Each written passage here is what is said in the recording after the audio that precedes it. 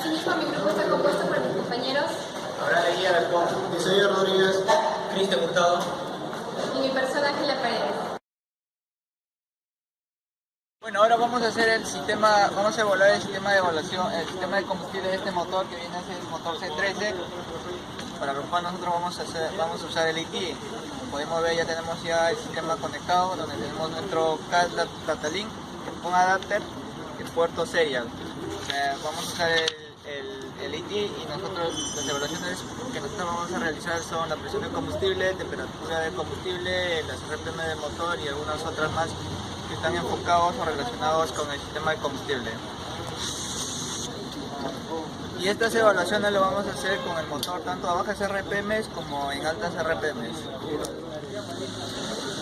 Ya bueno, dentro de las evaluaciones que nosotros vamos a desarrollar viene a ser el caudal de combustible, la posición del acelerador, la presión de aceite de motor, asimismo la temperatura de combustible, la velocidad del motor, la temperatura del aire de admisión, la presión del combustible, así como también la temperatura del refrigerante del motor. Son los parámetros básicos o esenciales que nosotros vamos a evaluar. Ahora encendemos el motor para hacer las evaluaciones. Estos parámetros que nosotros lo vamos a observar en la pantalla son los que nos envía la SM con el motor apagado. Ahora vamos a medir en bajas RPM y en altas RPM luego de arrancar el motor.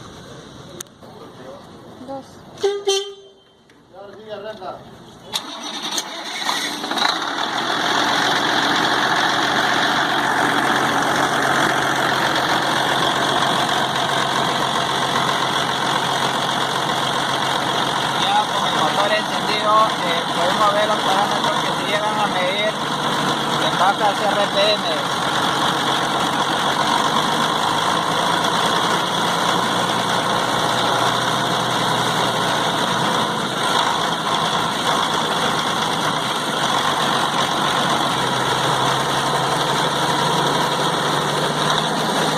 Asimismo, aceleramos el motor y como podemos ver algunos parámetros empiezan a subir.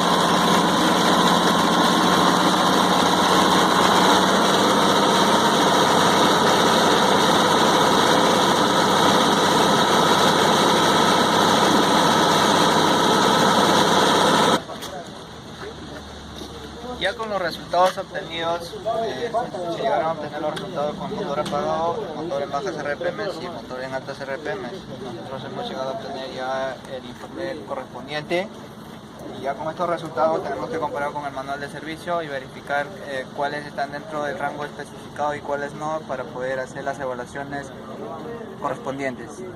Vamos a medir la presión del sistema de combustible, en este caso en altas y bajas RPM.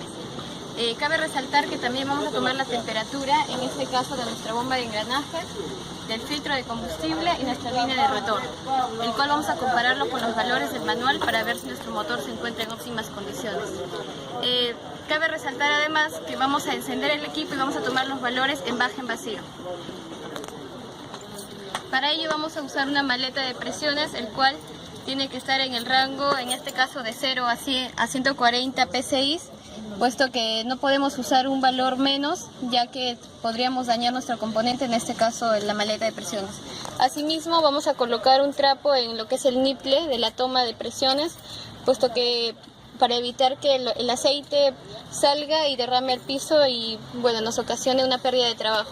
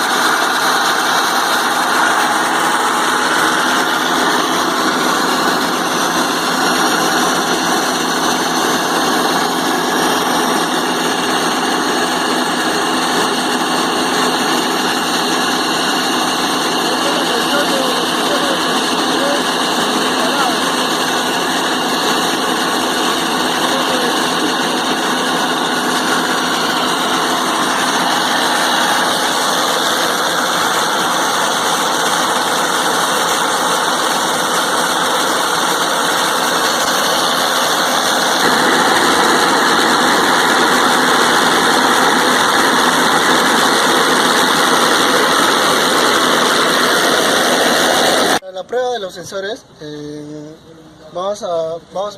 Tenemos que identificar qué tipo de sensor es. Es un sensor analógico pasivo, porque después aquí lleva dos cables. Para identificar la resistencia que tiene este sensor, vamos a hacerlo desconectado y vamos a medir. Así mismo también luego vamos a medir la temperatura de los filtros.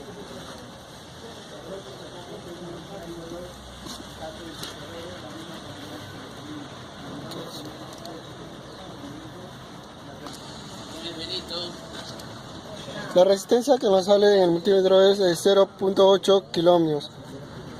Ahora vamos a verificar la temperatura del filtro.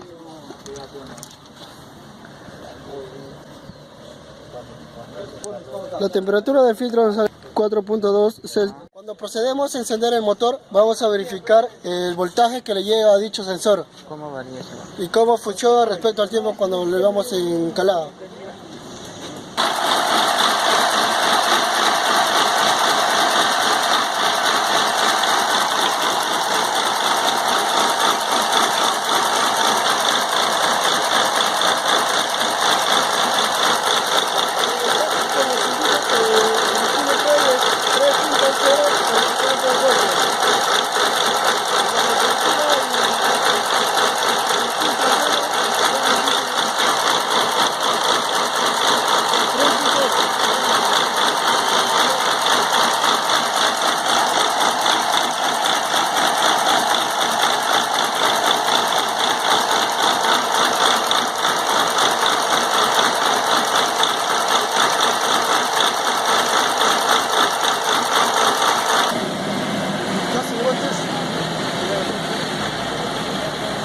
Podemos concluir que cuando la temperatura sube, el voltaje baja que recibe el sensor y podemos decir que es de coeficiente negativo.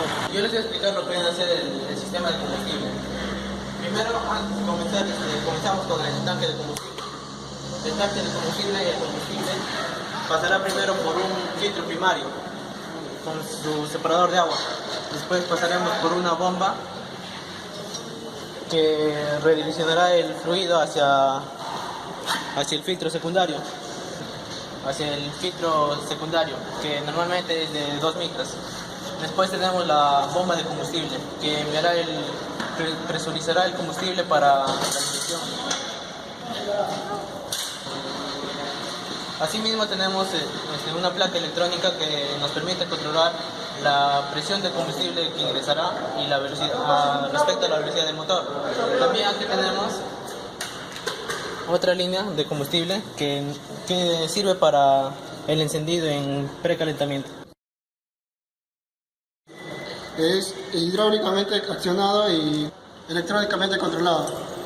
Estos inyectores funcionan a una presión de 24.000 psi, pero son accionadas de 60 a 4.000 psi. Tienen 5 fases. Los componentes que vemos es el solenoide, la válvula de accionamiento, el pistón intensificador, el émbolo, el barril y la tobera. El pistón intensificador aumenta la presión de 100 a 1, ya que su área es más grande que el émbolo.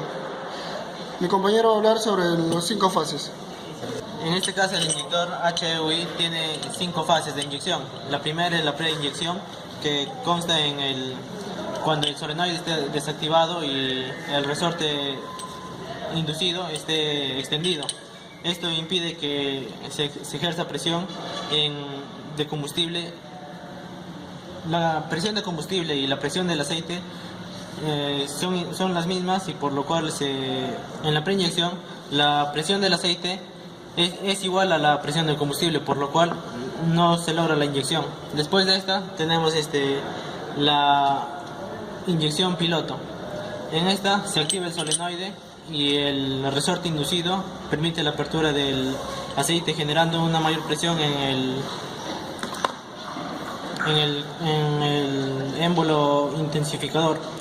Después se realiza la apertura del aceite para drenaje, reduciendo la presión en el émbolo de restricción.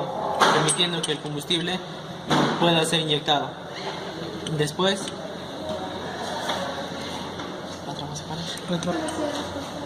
tenemos la fase de inyección de retraso. En esta fase se vuelve a desenergizar el solenoide y el resorte inducido expande, impidiendo que el aceite que aumenta la presión hacia el émbolo intensificador disminuya y aumente la presión en el émbolo de restricción, impidiendo que el combustible pueda pasar. Después tenemos la inyección principal.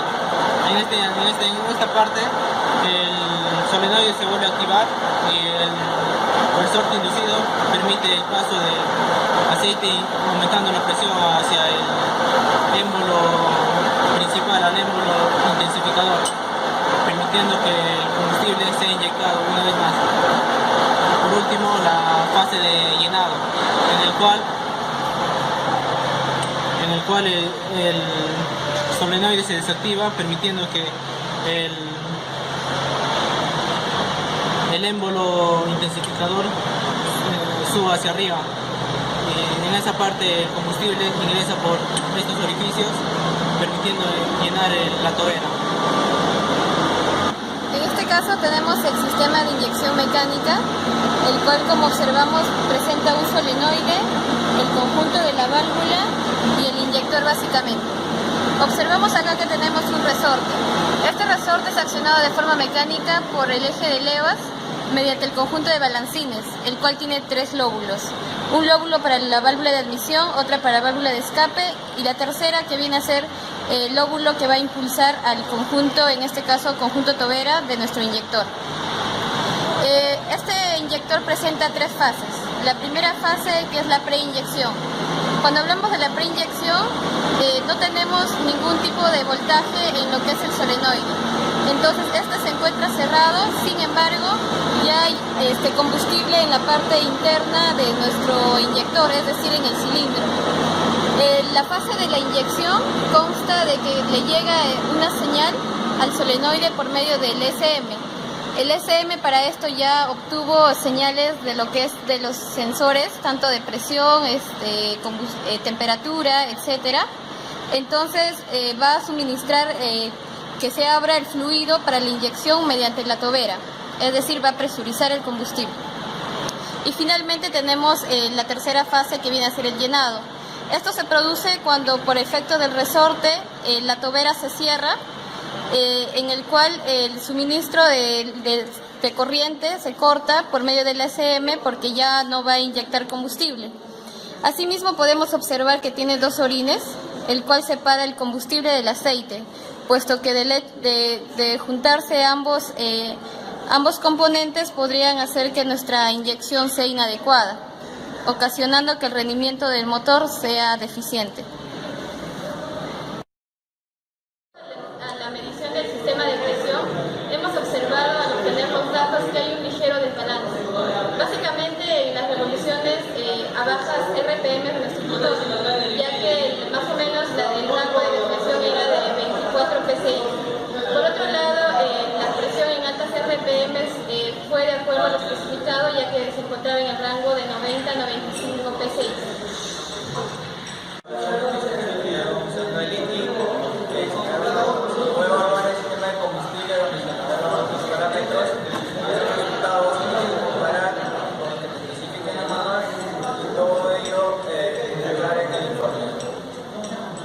Por último, para verificar las fallas en el sistema de combustible es necesario verificar el sensor, el voltaje que le llega, la resistencia que tiene, asimismo decidir si es coeficiente negativo o positivo.